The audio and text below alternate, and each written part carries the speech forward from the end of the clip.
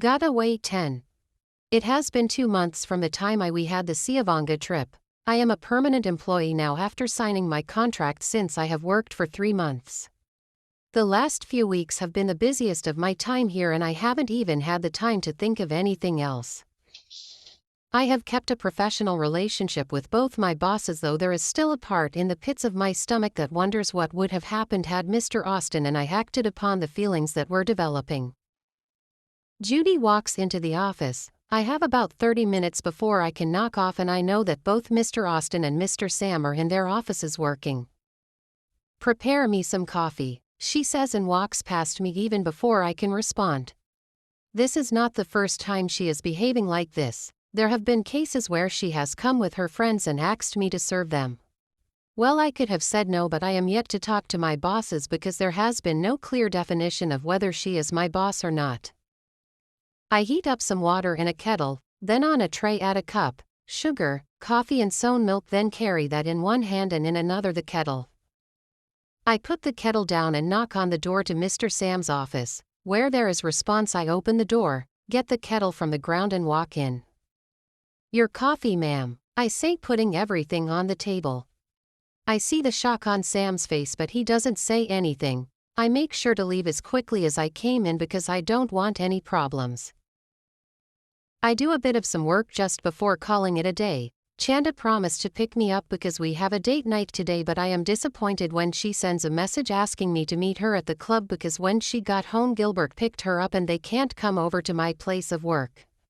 At this point I just give up on her. I don't know why she is still with that Gilbert man when clearly he has showed her that he would rather be with his baby mama.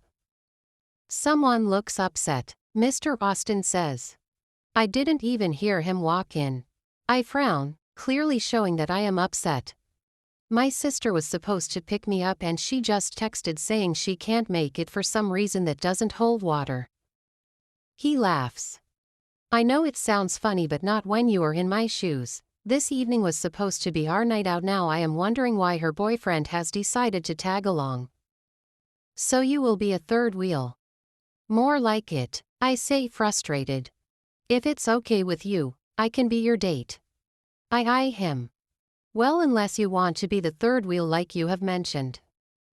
I shake my head.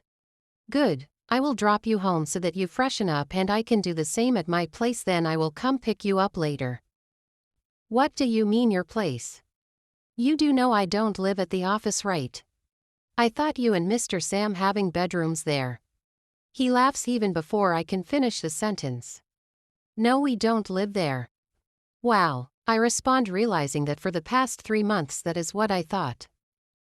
I pack up and we go to his car. We drive off and the entire way we just talk about random things. I had forgotten how comfortable I get around him outside office walls. We get to my place and he gives me 2 hours to prepare, which I thought was more than enough until I struggle with what to wear for what seems like forever. Finally I settle for denim pants, a black sweater since it's a little chilly, and black wedges. I brush the edges of my hair and just when I get done he calls saying he is outside. The dress code fairy visited us, he says, making me laugh just as I settle into the car. We are literally wearing matching outfits and we look so good. I try calling Chanda for the millionth time and my call goes unanswered again. What's the matter? My sister is not picking up my calls and I have no idea where she is. Oh, I see, but you can join us and when she gets in touch I can drop you. Sure, I respond, seeing that it's a better option than staying home and waiting for her. We drive to Lawanika Mall. He tells me Mr. Sam is by 1903.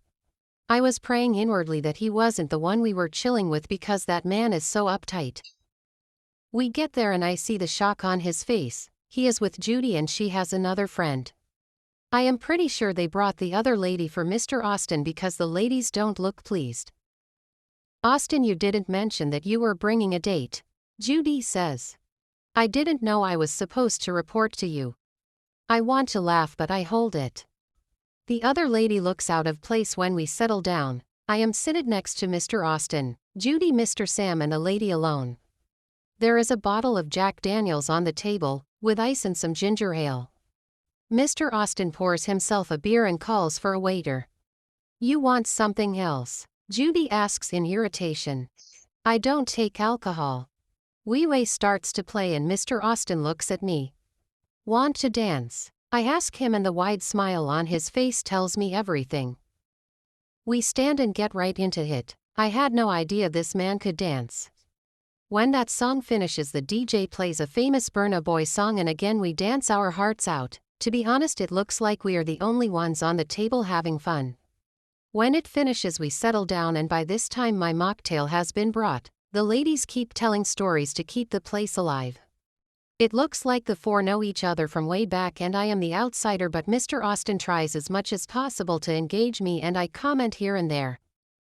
At 2 in the morning we call it a night and Mr. Austin drives me home. I had fun tonight. So did I. I tell him honestly. Let me take you out for lunch tomorrow. I want to turn the offer down, but what the heck, who am I kidding? I like this man, there are no two ways about it. That's fine by me. I will pick you up at 11 a.m. All right, I say. He walks me to the gate and kisses my cheek, then waits for me to get inside before driving off. Quench's girl Winnie woman Boeing